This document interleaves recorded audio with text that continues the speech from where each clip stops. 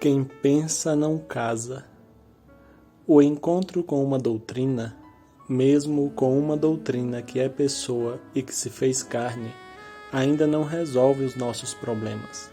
Um encontro não se transforma em núpcias gradativamente e inevitavelmente. Entre uma coisa e outra é preciso inserir um elemento decisivo. Há um provérbio de aparência imbecil que diz assim: quem pensa não casa. É costume ver nesse provérbio um encorajamento para se ficar, durante a vida inteira, fechado numa prudência burguesa. Pensar, nesse caso, quer dizer calcular despesas, prever doenças, avaliar a liberdade perdida em confronto com os novos encargos contraídos. Quem pensar assim não casará. Resta-lhe a sabedoria negativa do provérbio para consolo. Não casa, mas pensa. É livre e pensa. É uma espécie de livre pensador. Atrás desse sentido comodista, o provérbio encerra uma advertência e sugere que é melhor casar do que ficar pensando. Quando um sujeito, nos caprichos da vida, encontra uma moça que acha de sua afeição e que lhe corresponde, tem essa alternativa: escolher ou pensar. O escolher é precedido, evidentemente, de um certo pensar. É de toda prudência que se conviva com a moça, que se converse, que se observem umas tantas coisas antes de decidir a escolha. O homem é dotado de razão também para casar e deve aplicá-la na justa medida. A tarefa não é fácil. A moça se esconde atrás de certas manobras que, no dizer de muitos autores, lhe moram nas glândulas. O pretendente pode estar certo que ela mudará enormemente. Não é assim como agora se ri que ela vai rir. Não é disso que hoje chora que vai chorar. Seus gestos serão diferentes, sua forma se alterará, e sua própria voz, que tanto agrada hoje, será mais cheia e mais dura no difícil cotidiano. O mais atento leitor de um Bourget ou de um Monterland se enganará redondamente se quiser fazer previsões psicológicas sobre a pessoa escondida na noiva. Assim sendo, é justo que se pense, e razoável que se cogite. Mas num certo ponto do conhecer, é preciso decidir. Ou escolhe, abrindo mão nesse único ato de todas as outras moças, entregando-se totalmente, correndo todos os riscos, aguentando todas as consequências, e querendo desde já no seu coração aguentá-las, tendo confiança, pelo pouco que sabe, no muito que desconhece, trocando generosamente o pouco pelo muito, empenhando a vida inteira a vir em cima de alguns meses que já passaram, ou então continuam pensando. E se pensa, não casa. Não casa porque pode passar a vida inteira pensando, sondando, sopesando, escogitando. Conheço diversos casos assim, de namoros tristes que duraram mais de 20 anos. O noivo pensava. Num caso desses, em vez de festa de núpcias, houve luto, porque o noivo morreu pensando. Na catequese antiga, conforme o texto da doutrina dos 12 apóstolos, havia menção de dois caminhos, o caminho da vida e o caminho da morte. Terminava um em núpcias, outro em luto. Era preciso escolher. Mas não devemos de forma alguma pensar que uns escolhiam o caminho da vida e outros o da morte, como talvez se possa depreender que aconteceu nas margens do Ipiranga. Ninguém efetivamente escolhe o caminho da morte, mas entram por ele os que não querem escolher. Morrem por não quererem morrer, perdem a vida porque a querem guardar. Foi o que aconteceu com aquele noivo infeliz que morreu pensando, pensando e guardando, e tanto guardou que perdeu. O encontro, por si só, não dá noivado.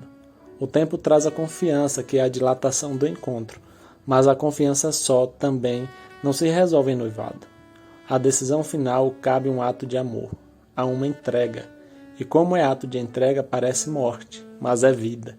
Depois do encontro, começa o pretendente a considerar se possui um robusto senso comum que é mais razoável casar com uma moça do que viver e morrer por uma causa ou cair apaixonado pela humanidade inteira.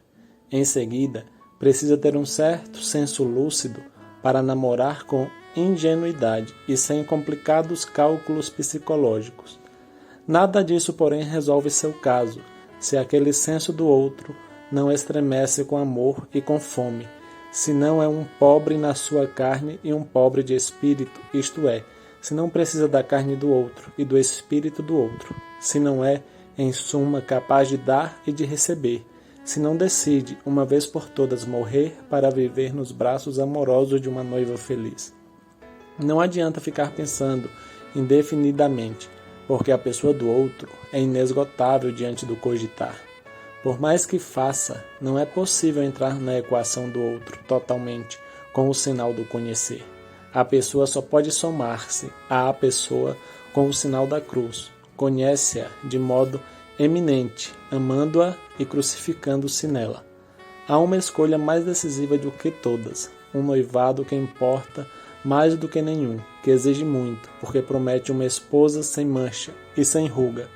Tudo pode concorrer para o encontro. 1000 vezes se renova esse encontro, crescendo em insistência e em significação. Nossa pobre natureza tem, no mais fundo dos abismos, os recursos fundamentais para desejar e reconhecer, para anelar por esse encontro. Tem sede de eternidade, tem inteligência configurada para a pessoa, tem a pobreza profunda do namorado. A confiança cresce à medida que cresce o conhecimento. A noiva chama, todos os santos rezam em coro. Um dilúvio de méritos vem, do céu e da terra, molhar as raízes ressequidas de nosso cogitar. Tudo isso será perdido se de nossa parte recusamos a escolha. Há um momento entrando pela eternidade que resolve se haverá festa ou luto. Ou casamos ou pensamos, ou fazemos penitência, ato de reconhecimento de amor, ou prolongamos indefinidamente nossa prudência. E por mais que estudemos, experimentemos e analisemos, por mais que cresça a confiança, se não fizermos ato de amor, não haverá núpcias, haverá estudo, confiança boa, mas seca, razoável, mas não amorável.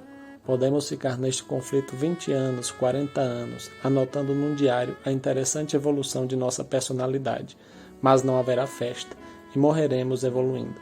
Poderemos passar a vida inteira experimentando a doutrina em cima dos enigmas da natureza, do sol, dos insetos, das glândulas, para ver se não há falha. Mas, como essas coisas são muitas e breve é a vida, morreremos fazendo a última experiência. Não haverá núpcias, e nem sequer assistiremos aos seus preparativos com o milagre do pão e do vinho. Ninguém poderá esgotar com o conhecimento o fundo da doutrina que é pessoa, e dificilmente poderá conhecer a milésima parte da obra humana escrita sobre a doutrina, que é imensa. Seria loucura aguardar para ulterior resolução a leitura das obras completas de São Tomás e dos textos patrísticos. Mal temos tempo para ler uns poucos antigos e meia dúzia dos autores modernos, e mal podemos compreender os textos em toda a profundidade. Será evidentemente um grande benefício para qualquer pessoa ler com boa vontade a obra de Maritain, de Karl Adam, de Guardini, de Amoroso Lima, de Dom Vonier, de Dom Columba Marmion. Seria ainda melhor ler São Tomás, Santo Agostinho, São Cipriano, Santo Inácio, Santo Irineu. Seria ainda melhor ler as Sagradas Escrituras. Mas ainda melhor do que tudo é pedir perdão a Deus e rezar um simples Padre Nosso, pedindo para a secura da alma o socorro da fé, da esperança e da caridade. Porque quem quiser ler tudo, ler mais e mais ainda, quer ficar pensando e não se converte. O que ele deseja pelo direito vem depois da opção, e é o uso do convívio com a noiva. Parece círculo vicioso, mas não é círculo, é cruz. Pareceu mau raciocínio, mas é amor. Parece que o livre e indefinido exame é a maior dignidade humana, mas não é, porque a maior é a caridade. Num certo ponto de seu conhecer, ganhou confiança, então precisa escolher. Ninguém ganha fé por um aperfeiçoamento progressivo da discriminação, nem ganha esperança pela ginástica metódica do nervo lúdico. Essas coisas são dons de Deus. Temos de pedir, o que de antemão já é dado. E não basta pensar, temos de pedir falando. levando nosso corpo, nossa voz viva ao ouvido consagrado. Temos de entrar na objetividade de Deus. Depois do encontro em que Deus e toda a comunhão dos santos o ajudou, o chamou, o procurou, é a vez dele, desse ajudado, desse chamado. É a sua vez de jogar. Cabe-lhe agora o lance. Um escritor irônico, cujo nome me escapa, disse uma vez que «C'est qu'il y a d'inventant dans le catholicisme, c'est qu'on n'a jamais de mérite». A frase pode ter alguma graça, se quiserem, mas não é verdadeira, porque o catolicismo é a doutrina do nosso único mérito. Merecemos a imagem e semelhança de Deus e merecemos uma terrível liberdade. Deus nos chama e nos ajuda, mas de repente ficamos numa situação inaudita, porque nos compete responder. Quase se pode dizer que nesse instante incrível há um silêncio de Deus. Todos os santos calam-se. Há um silêncio, uma espera, um frêmito de impaciência, em que somente ecoam nas almas dos eleitos os últimos gemidos inefáveis. E nesse silêncio augusto e terrível estamos subitamente sós, sós e livres, terrivelmente sós e terrivelmente livres. Nós, as criaturas, você, leitor, eu, o Edmundo, fomos chamados em